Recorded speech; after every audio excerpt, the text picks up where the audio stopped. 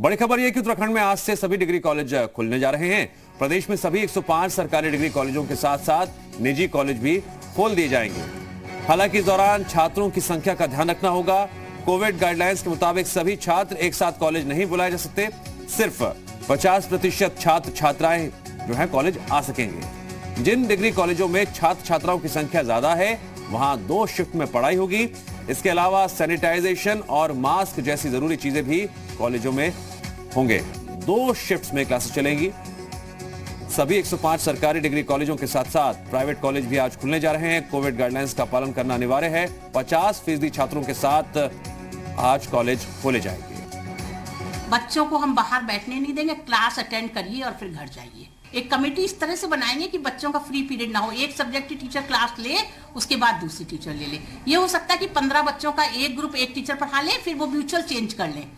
इस खबर पर और अधिक जानकारी देने के लिए जुड़ गए हैं देहरादून से जी मीडिया संवाददाता मयंक राय। मयंक, स्कूल के बाद अब बारी है कॉलेजों की और इसको लेकर जो दिशा निर्देश जारी कर दिए गए हैं उसका पालन करना कॉलेज प्रबंधन के लिए है बेहद जरूरी। क्या है ग्राउंड रिपोर्ट आपके पास तैयारियों को लेकर? देखिए दिव्यांश, आज वो अहम दिन है। तकरीबन 9 महीने बाद आज जो प्रदेश के 105 विद्यालय और विश्वविद्यालय हैं, माफ करिए कॉलेज और विश्वविद्यालय हैं, वो आज खुलने जा रहे हैं। यानी जो छात्र लंबे समय से कॉलेज और विश्वविद्यालय जाने की राह देख रहे थे, जो डिग्री कॉलेज और पीजी के छात्र हैं, वो आज से अपनी पढ़ाई जो है वो शुरू कर पाएंगे। इसके लिए शासन द्वारा जो सभी कॉलेजों को एसओपी जारी किया गया है और उसके मद्देनजर ही जो कक्षाएं हैं वो संचालित होंगी। यानी जब छात्र कॉलेज पहुंचेंगे तो उनको पहले गेट पे अपना परिचय पत्र दिखाना होगा। उसके साथ मास्क को जरूरी किया गया है कि बिना मास्क के और परिचय पत्र के छात्रों को कॉलेज के अंदर प्रवेश नहीं मिल पाएगा। इसके साथ ही जो अंदर सीटिंग का अरेंजमेंट किया गया है उसमें हर सीट को छोड़ के, यानी एक सीट को छोड़ के छात्रों के बैठने की व्यवस्था की गई है। अगर किसी विषय में जो छात्र हैं उनकी संख्या 50 से अधिक है, फिर 2 शिफ्ट में पढ़ाई कराई जाएगी। हालांकि आज बेहद पहला दिन है और निश्चित तौर पे आज जो व्यवस्थाएं हैं उनका पता लग पाएगा कि किस तरह के अरेंजमेंट किए गए हैं। शासन द्वारा जो एसओपी जारी किया गया है उसके बाद किस तरह के अरेंजमेंट किए गए, किस तरह से जो शिक्षण संस्थाएं हैं वो छात्रों की पढ़ाई करवाती है। क्योंकि शासन ने इसको लेके साफ तौर पे निर्देश दिया है कि जो कोविड के मानक हैं उनका अनुपालन आपको कराना ही कराना होगा। उसके बाद ही जो पढ़ाई है वो शुरू की जाएगी। और निश्चित तौर पे छात्रों के लिए एक बड़ा दिन है, क्योंकि बहुत लंबे समय बाद जो ये कॉलेज हैं वो खुल रहे हैं।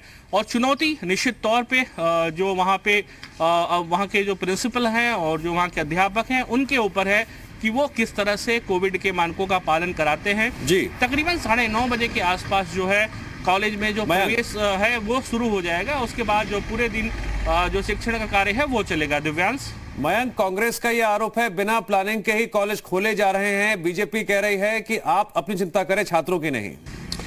देखिए दिव्यांश, विपक्ष का काम यही होता है कि वो सरकार के कार्यों पे सवालिया निशान खड़े करे। लेकिन एक बात और भी ध्यान रखना होगा कि जो छात्र पिछले तकरीबन 9 महीने से कॉलेज नहीं गए हैं, जिनकी शिक्षा उस गति से नहीं चल पाई है जैसी चलनी चाहिए थी, तो निश्चित तौर पे सरकार ने इन सारी बातों का ध्यान रखा है। और ऐसे में तब जब सब कुछ खुला हुआ है, आवाजाही शुरू है, आप मॉल जा सकते हैं, आप यात्रा कर सकते हैं, आप पब्लिक प्लेसेस पे जा सकते हैं, ऐसे में छात्र समझदार हैं, वो अपना बेहतर समझते हैं।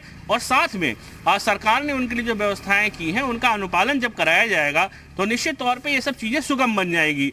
रही बात विपक्ष की दिव्यांश, तो मैंने जैसे पहले कहा कि कांग्रेस यहाँ की जैसे मुख्य विपक्षी पार्टी है और सरकार के लगभग हर काम पे सवाल खड़े करना उनका काम है। तो निश्चित तौर पे इन सबके बीच में चुनौती जरूर है, लेकिन इन चुनौतियों से पार पाने के लिए जो व्यवस्थाएं हैं उनको किया गया है, पूरी मुकम्मल तैयारी की गई है। उसके बाद ये निर्णय लिया गया है कि कॉलेज और विश्वविद्यालय जो है वो खोले जाएंगे। दिव्यांश।